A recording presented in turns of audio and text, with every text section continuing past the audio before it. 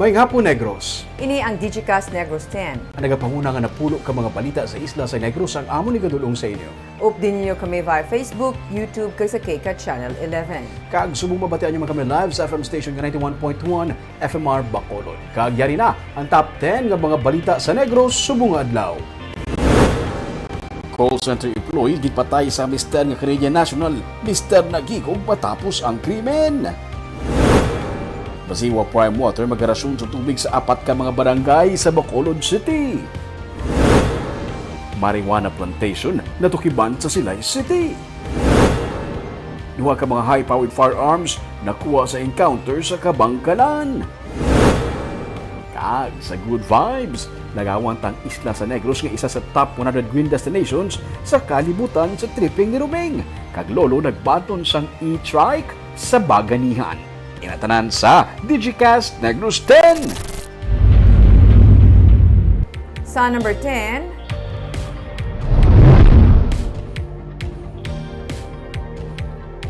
robbery. Ini ang nakitaan sang National Bureau of Investigation nga motibo sa pagpatay sa trade union paralegal officer sa isa ka BPO company sang nagligad nga Abril. Sunod kay National Bureau of Investigation Bacolod Chief Renwa Baldovino sa ilang parallel investigation sa kaso ni Alex Dolorosa, wala kang tanan ng iyang trabaho bilang organizer sa BPO Industry Employees Network o KUNBIEN sa pagpatay sa iya. Wala man angot diri ang ayhan pag red tag sa iya. Ang Estados Unidos lakip na iban pagid nga grupo ang nagapakmalaot sa pagpatay kay Dolorosa nga nasapwa na lamang nga may 15 ka mga buno-buno sa Purok Villa Rosario sa Barangay Alihis sa Bacolod sang Abril 24. Ang parallel investigation nga ginabiso sa ila sa Department of Justice suno kay Baldovino ang nagapadayon. Sa CCTV video nga ila nakuha suno kay Baldovino, masiling nga kilalanay ang ginalantaw nila 3 ka mga suspect kag ang biktima. Nagupdanay sila nga apat sa duha ka separado nga motorsiklo kag suno sa NBI, wala man sang may nakitaan nga pagpamahog sa bahin sang biktima. Nagapati ang NBI nga tagadira man lamang ang mga suspect nga nagapabilin unidentified. Nalakip sa ginkawat ang motorsiklo kag personal nga mga pagkabutang ni Dolorosa. Hindi ito trabaho ng mga hired killer or ano bang sinasabi sa international news na parang na-red tag siya or state sponsored. Hindi naman related yun sa trabaho niya sa paralegal o kaya union. Yan ang nakikita namin. Kaya continuing ang investigation namin dyan.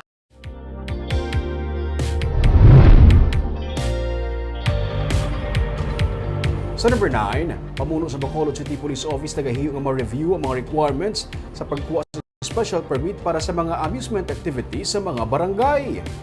Iniluyag ni Colonel Noel Alinio, ang officer in charge sa Bacolod City Police Office, nga gamiton sa mga promoters ng illegal gambling operation ang mga amusement activities kasubong sang perya kag pabulang sa mga kabarangayan sa syudad. Gani kahapon, nagpadulong siya sa Bacolod Permits and Licensing Division agud ihingyo nga ma-review ang mga requirements sa issuance sa mga special permit. Ang special permit ang na-issue sa syudad sa mga amusement activities ilabi na sa mga kapistahan nga base man sa approval sa barangay kag konseho sang syudad. Damlag pa hanugutan sa syudad pinaagi sa special permit ang pabulang sa barangay Tangub sa ginakaayo nga structure kag ginapatihan bulangan sa purok paghidait.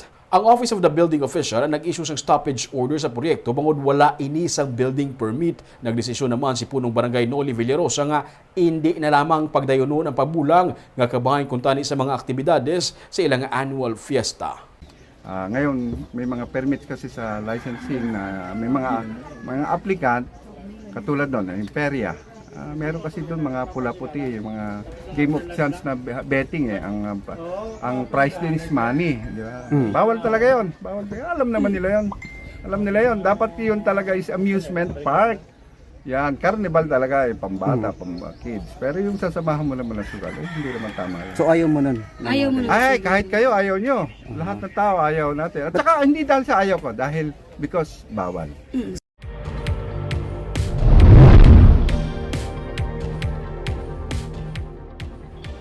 Sa number 8, Sino o bala ang pwede nga makapapili sa ginapaabot nga barangay kag SK elections? Sa mga nagaplano nga magpapili, nagaabiso ang COMELEC nga sa mas temprano, hibaluon kung bala ikaw ang kwalipikado. Sa punong barangay kag sangguniang barangay member, una dapat Filipino citizen. Registered voter ka sa barangay kung sa diin tuyo mo nga magpapili. Dapat man nga residente sang amo nga barangay sa indi maglubo isa ka tuig sa adlaw antes sang adlaw sang piniliay. Dapat man makahibalo magbasa kag magsulat kag indi maglubo sa 18 anyos sa adlaw sang eleksyon. Kasubong man ang requirements para sa sangguniang kabataan magluwas sa edad. Sa SK at least 18 years old pero hindi maglapaw 24 years old sa adlaw sang piniliay. Hindi man siya dapat related sa sulod sang second civil degree of consanguinity or affinity sa incumbent elected national official o kung sa regional, provincial, city, municipal or barangay official sa lugar kung sa diin ang aspirant ang luyag nga magpapili. Nalakip sa second degree of consanguinity ang utod, lolo o kun lola o kun apo. First degree naman ang ginikanan o kun kabataan. First degree via affinity naman ang ugangan, second degree naman ang bayaw o kung lolo kag lola sang imo nga bana o kung asawa. Sa number 7,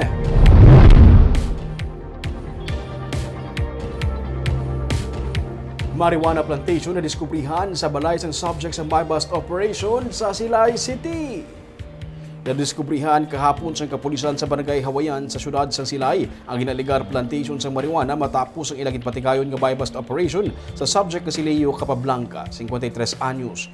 Una nga nagkuha sa buy-bust operation gikan kay Capablanca ang marijuana nga nabutang sa ziplock kag 4 ka sachet ng suspected shabu nga nagabalor malapit sa 50,000 pesos. Sa gin-search ang iya sini nga balay, dito nakit-an ang mga tanom nga marijuana sang suspect. Suno sa PNP, nagalabot sa 2 ka kilo sang fully grown kag dried leaves sang marijuana ang na-recover sa ugsaran ni Capablanca. Ginabulubanta nagabalor ini sang 240,000 pesos. Kaso nga paglapas sa Republic Act 9165 ang ipasaka batok sa iya.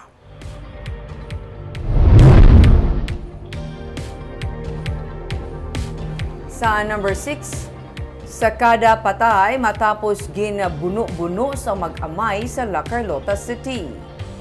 Patay 35 anyos si Jovi Española matapos iniginbuno-buno sa mag-amay sa barangay Batuan sa La Carlota. Ang suspect amo Sunday Andy kag Aldrin de Quiña nga lunsay mga sakada man pareho sa biktima. Suno sa PNP, upod nga nagainom sa Martes ang gabi ang biktima kag ang mag-amay sa Ilasini Barracks. Sa tunga sang imnanay, ginpalapitan sang amay nga si Andy si Española kag iya ini ginbuno sa tiyan. Sang matumba ang iya naman anak nga si Aldrin amo ang nagbuno-buno sa biktima.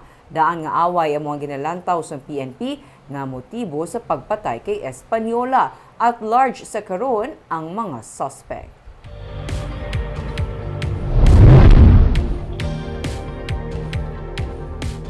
Sa number 5, Department of Education ang nagsugod sa ilang early registration kag nagapanawagan sa mga ginikanan nga iparehistro ng ilang mga kabataan nga mag-eskwela sa pampubliko nga eskwelahan.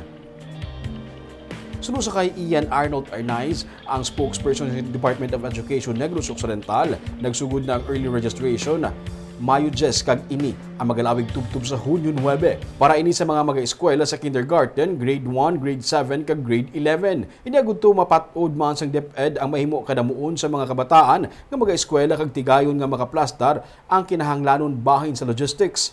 Automatic naman nga ginadala para sa masunod nga school year ang mga estudyante humalin grade 2 to 5 kag grade 8 to 10 kag 12 sa piya ka bahin. Yara na sa eskwelahan ang mga pagpatod sang adjustment sa ilang mga klase dala sang tuman nga mainit nga panahon. Sunod sa kay Arnaiz, mayara na sa nagapakamaayo nga mag-adjust sa mga oras, ang iban nag-shift na sa lain nga mode. Sa report nga ila nabaton, ang nose bleeding sa mga estudyante ang isa sa mga kaso nga ila nabaton bangod sang tuman nga kainiton.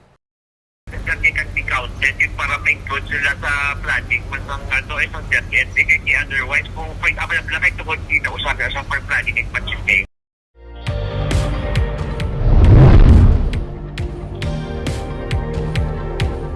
Sa number 4, duha ka high-powered firearms na nakuha kahapon sa enkwentro sa Cabantalan City. Isa naman ka engkwentro sa tunga sang Army kag Rebelding New People's Army ang nagluntad kagabi sa sitio Dangalon sa barangay Hilamunan sa Cabancalan City. Sunod sa Army, nagapatigayon lang sang combat operations ang 94th Infantry Battalion sang ila naka-engkwentro ang ginabulubanta 15 ka mga rebelde. Naglawig sang 20 minutos ang engkwentro kag sunod sa Army, mayara sang duha ka casualty sa bahin sang NPA bangod sa mga dugo nga nakita sa encounter site pero wala sang may na-recover nga bangkay. Na-recover man sang Army ang M16 kag M14 rifle, lakip na mga bala kag magazine kag iban pa nga mga pagkaputang.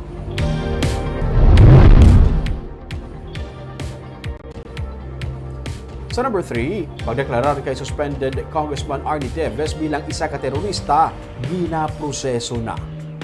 Ginaproseso na sa karoon sa National Intelligence Coordinating Agency o NICA ang mga dokumento nga kinahanglanon para madeklarar nga terorista si suspended Representative Arnulfo Teves Jr. Sunod sa kay NICA Director General Ricardo De Leon, nagapadayon ang pagpangita sa ebidensya sa gintukod nga Technical Working Group. Ang Technical Working Group ang ginpangunahan sa Department of Justice, Anti-Terrorism Council, NICA, NBI kag National Security Authority. Kung may rekomendasyon ng Technical Working Group, gilayon sila nga makigsapol kay Executive Secretary Lucas Bersamin. Si Teves ang inatudlo nga isa sa mga mastermind sa pagpatay kay Negros Oriental Governor Roel Digamo kag napulo ka iban pa. Pero wala pa sa minapasaka nga kaso batok sa iya. Nagingyo siya sang asylum sa Timor-Leste pero wala inigin pahanugutan kag gintagaan siya sa 5 ka adlaw para magbiya sa pungsod. Sa number 2,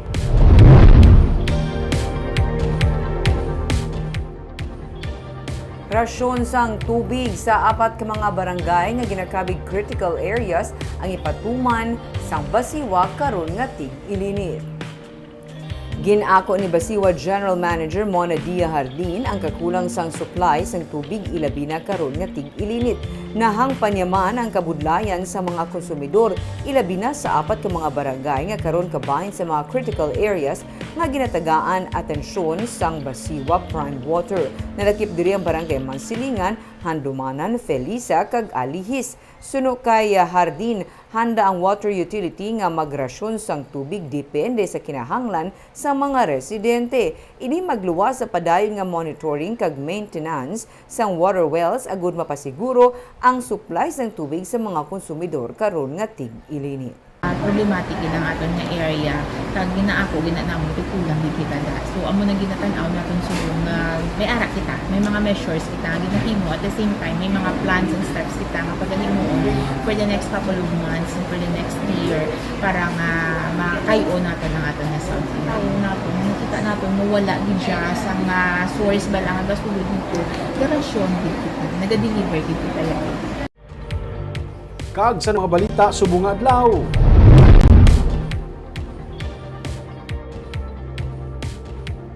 Iloy nga isa ka call center employee ang patay matapos ginbuno siya sini nga banang isa ka Canadian national. Mister naghikog matapos mapatay ang iya nga misis. Mariport si Nico Delfin. Dugoon kag wala na sang animo ang Iloy nga si Lizelle Demeren St. John sang maabdan sang iya tiyo nga si Bobby Demeren sa ila ginaarkilhan nga balay sa Micaela Townhouse sa Purok sang Pagitawan sa Barangay Singkang Airport sa Bacolod kaina sang aga. Istorya sang tiyo, nagpangayo sang bulig ang iya hinablos sang ginatake ini sang iya bana nga si Ronald St. John nga isa ka Canadian national kaina sang kaagahon. Pero sang iya makita ang dugoon nga hinablos, gilayon na siya nga naghinyo sang bulig, tubtob nga nakaresponde ang mga pulis. Hindi may pagkita kami dugo diyo. Yan ako sa tanod report. Tapos sa tanod ilang tawagan ko. Ginatake ka sang ni Ronald? Pagpana pa nagka-collapse na siya. Nag-tindaw siya. Wala ko nang pali kaya atang bensa. Tapos ako kay Suno kay Police Captain Glenn Montaño, Commander sang Police Station 8, hana sila nga magsulod sa balay sang nag-spray sang pepper spray ang suspect antes naghikog. Nadala pa sa ospital ang mag-asawa o galing wala na sila matabangan pa kag napatay bangod sa mga naangkon nga pilas tugas ang buno. Oo, pag sulod gani isang pulis naton gin-sprayan niya pangaton pulis nga mo na nga naigo sa mataton pulis. Mo na nga wala ta nakapenetrate kay nagsulod sa iyang kwarto. So bali siya nag-spray sang pepper spray sir. Oo. Siya amo nang iarmas kag ang mga kitchen knife. Pero yung tireten niya man kamo sir, isang pag... Ang iya ka kaugalingon ginatretan niya gakapyot sa sang iyang armas or ang kutsilyo sa tuo niya nga kamot. No? Kag hindi sa gusto nga suddon sa. Gusto niya na nga mag-suicide. Sunod sa pakaisa sang biktima nga si Anjanette Demeren, masami nagainaway ang mag-asawa tungod sang problema pinansyal na lakip diring mga balayran sa kuryente kag iban pa. May financial tungod wala na trabaho ang Canadian. Wala na trabaho. So financially do may problema sila. Pero yung mga bata niya private schools man. Okay man. Okay. So, Pero may nila ginaawayan, guro, financial. Tungod nga may mga renta pa sila kad wala man. Iniman karon ang isa sa mga rason ng ginalantaw sang kapulisan sa nagluntad nga krimen. Financial status niya kudo mo nang ina awayan. So then din stable. Stable. Pensionado ni sa mo pa na i-determine ta no. May naman na istorya ginawa. May duwa ka mga magagmay pa nga kabataan ng mag-asawa. Nico Delfin para sa DGCast Negros.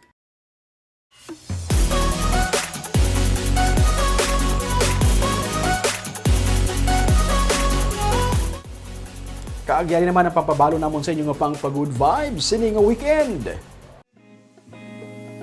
Diri sa Negros, makita ang isa sa top 100 green destination sa kalibutan. Isa ini ka islangan na palibutan sa mga mangroves. Kagang iban diri, masobra na sa 300 years old nga mga mangroves. Pwede mag-swimming, pwede mag-tour, kag pwede i-enjoy ang nanari-sari nga mga seafood sa isla. Pero, isa sa mga hindi pwede diri, ang pagsuksok sang two-piece sa mga bisita. Lagawan ta ni buwas sa tripping rooming at 10 a.m.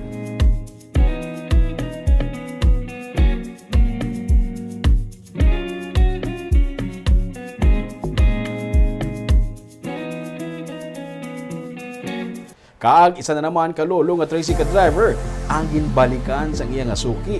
Wala man sa may nabilin nga mga pagkabutang, pero luyag siya buligan sang amo nga pasahero. May pa-surprise sa iya bag-o nga i-trike nga magamit niya sa pagbiyahe para hindi na siya maayawan. Ang ini naman nga hitabo atong saksihan sa Sunday sa Baganihan.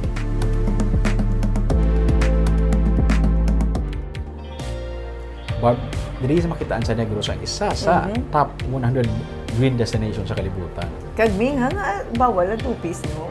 Sige na, hindi ko man Mas bagan, masabot na pabangkot, Barb. Kag, na-happy kita sa ginimo sa isa ka teacher, Barb, no, sa isa ka tricycle driver. At least, hindi na pagmulayan si Lolo sa pagsikan, kaya may e-trike na siya. Hindi mo mula pirmi, nga nagapanghatag i-try. Oo, sana all. Sana everyday.